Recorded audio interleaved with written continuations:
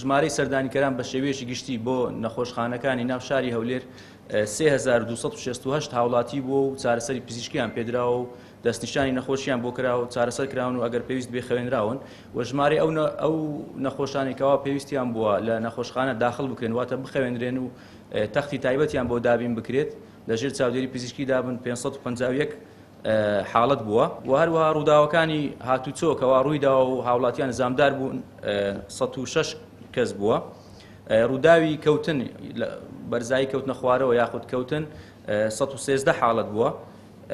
دوو پشک و مارکەوە بەرکەوتەی دوو پشک و مار بوونە ژەهراوی بوون 25 کەس بوون و چارەسەریان پێدراوە.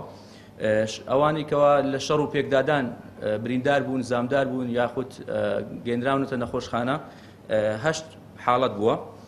برینداری گولەمان هەبووە 11 حاڵەت بووە. ڕووداوی سووتان هەبووە 29 حاڵەت بووە لە هەر سێ ڕۆژی جەژن و هەروەها ئەوانەی کەوا ژەهراوی بوون یاخود منداڵ هەیە ئەوەی مادەی ژەهراوی خواردەوە چارەسەری پێدراوە 5 حاڵەت بووە.